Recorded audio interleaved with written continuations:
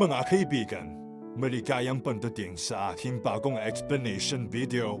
Ngayon ay sisimulan na natin ang talakayan tungkol sa apoy sa dugo. I-click lamang ang link at mag-subscribe upang makatanggap ng lahat ng mga update. Maraming salamat po sa inyong suporta. Sa apoy sa dugo, umabot na naman sa isang nakagugulat na yugto ang kwento. Naroon si Vanessa bilang ina at marami ang inakala matatapos na ang lahat sa pag-aresto kay Tiara at pagbabalik niya sa mental institution. Ngunit humaba pa ang naratibo, bawat eksena mas tumitindi.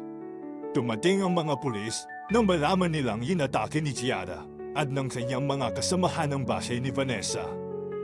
Naaresto ang mga kasamahan ni Tiara, ngunit nabaril si Marco at agad na dinala sa ospital. Labis na nag-alala si Sylvia, bagaman kalaunan ay pumuti ang kalagayan ni Marco.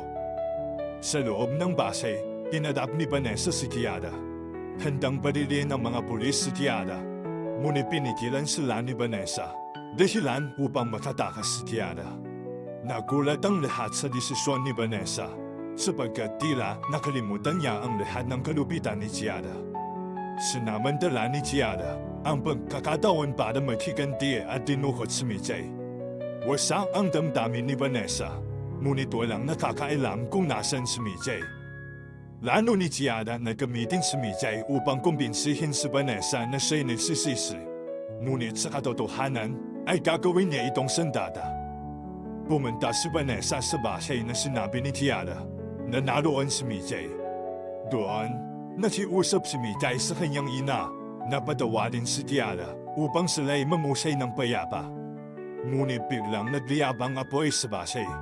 Tila iyon na ang katapusan ni Tiara. Ngunit hindi pa nailigtas si Mijay. Ngayon, naghihintay ang lahat sa susunod na mangyayari. Matatapos na ba ang kasamaan ni Tiara? May ililigtas ba si Mijay? Para sa mga manunood, mas madami pang masithing eksena ang naghihintay sa apoy sa dugo. Nanatili si Vanessa sa loob ng bahay, kaharap si Tiara. Tumating ang mga pulis, handang barilin si Tiara, ngunit pinigilan sila ni Vanessa. Muli siyang nakatakas. Madami ang nakakita sa ginawa ni Vanessa bilang kamangmangan. Tila nakalimutan ang kalupitan ni Tiara laban sa kanyang pamilya. Muli namang sinamantala ni Tiara ang pagkakataon na tinukot si Mijay. Labis na nag-alala si Vanessa, ngunit hindi alam kung nasaan ang anak. Plano ni Tiara na gamitin si Mijay upang ipakita ang fuwan na pagsisisi, habang lihim na gagawin siyang kasangkapan. Pumunta si Vanessa sa bahay na binanggit ni Tiara. Nakiusap si Mijay sa kanyang ina na patawarin si Tiara upang maibalik ang kapayapaan.